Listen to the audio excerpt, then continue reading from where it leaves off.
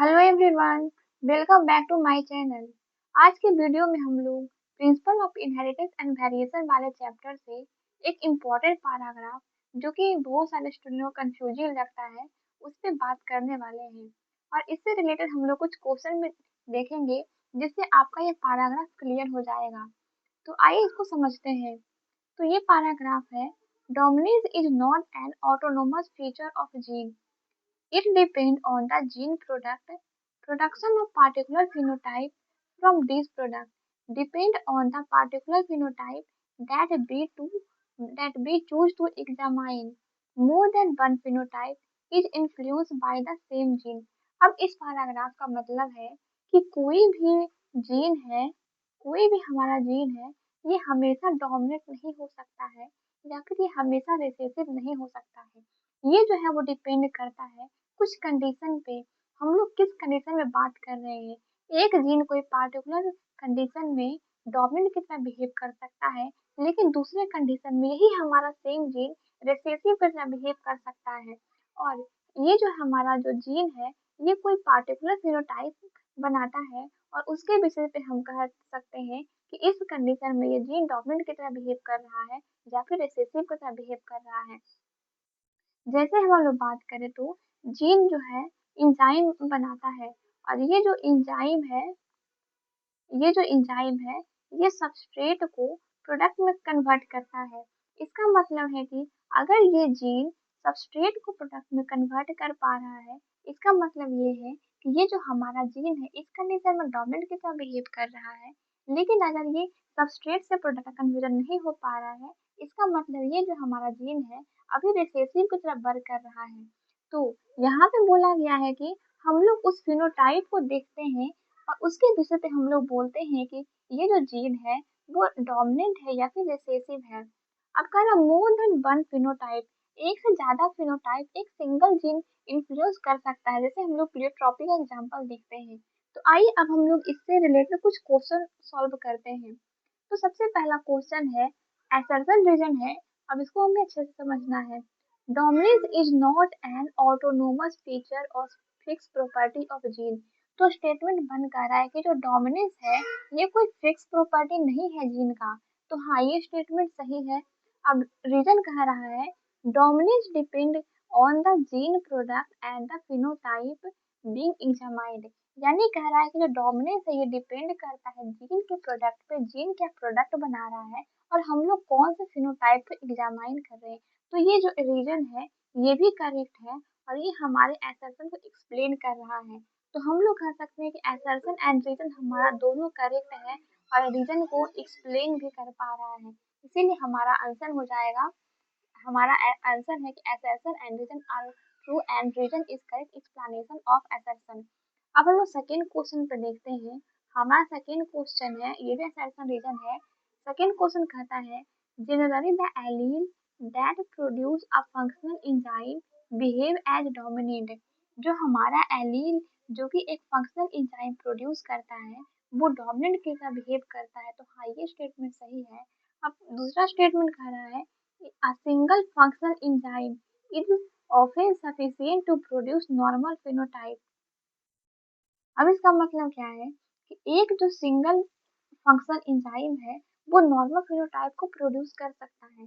जैसे कि यहाँ पे हम देखते हैं कि कुछ जो कैरेक्टर है वो कैपिटल टी, ये जो कैरेक्टर है ये भी डोमिनेंट की तरह बिहेव करता है, डोमिनेंट की तरह बिहेव करता है। इसका मतलब है कि इसमें से जो हमारा एक एलील है ये सफिशियंट है नॉर्मल डोमिनेंट की तरह बिहेव करने के लिए, और यही जो एलील है जो नॉर्मल एंजाइम भी बना पाएगा जो कि नॉर्मल फिनोटाइप प्रोड्यूस करेगा। तो ये दोनों ही स्टेटमेंट सही है और ये जो रीजन है इसका करेक्ट एक्सप्लेनेशन भी है। तो अगेन हमारा आंसर हो जाएगा, assertion and reason are both true and reason is correct explanation of this assertion। अब हम लोग नेक्स्ट क्वेश्चन पे बात करते हैं। नेक्स्ट क्वेश्चन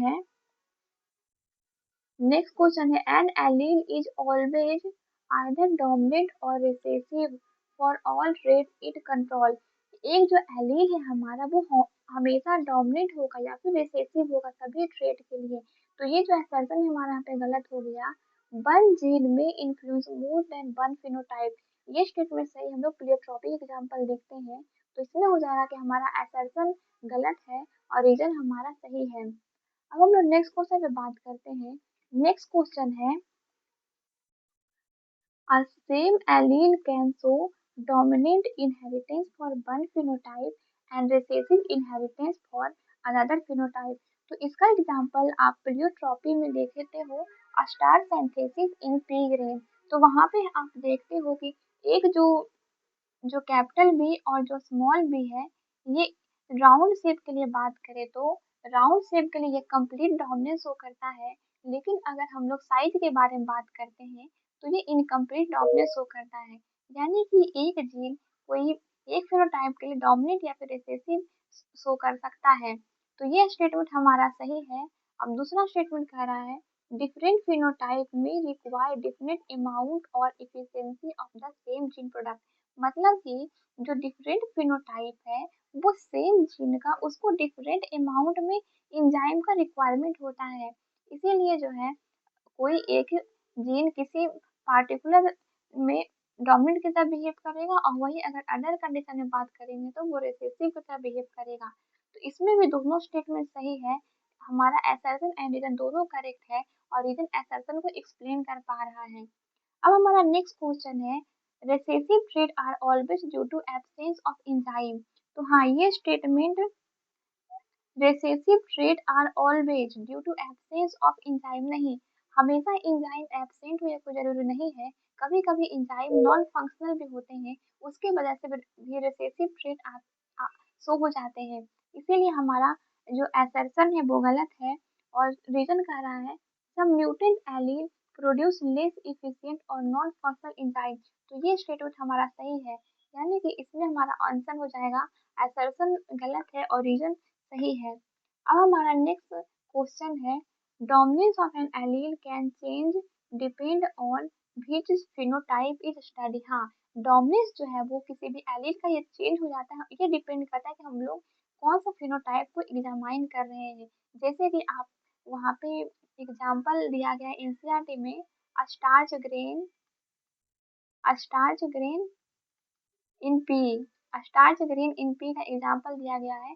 वहाँ पे आप उसे अच्छे समझ सकते हो कि जो डोमिनेंस है किसी भी एलील के लिए डिपेंड करता है कि वो फिनोटाइप हम लोग क्या स्टडी कर रहे हैं।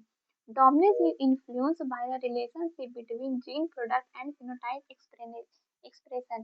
जो डोमिनेंस है ये इन्फ्लुएंस होता है कि क्या रिलेशनशिप है जीन प्रोडक्ट और जो फिनोटाइप का जो एक्सप्रेशन है, इस पे जो हमारा जो डोमिनेंस का जो कंडीशन है वो डिपेंड करता है। तो अगेन ये दोनों स्टेटमेंट सही है और रीजन एक्सप्लेन कर पा रहा है असर्शन को। तो ये हमारा कुछ क्वेश्चन इस पैराग्राफ से रिलेटेड था। और अगर आपको ऐसे ही कंफ्यूजिंग पैराग्राफ पे ऐसे ही अगर टाइप का क्वेश्चन चाहिए तो आप इस चैनल से जुड़ सकते हो जहाँ पे आपको इसी तरह का कंटेंट मिलेगा। थैंक यू, मिलते हैं नेक्स्ट वीडियो में।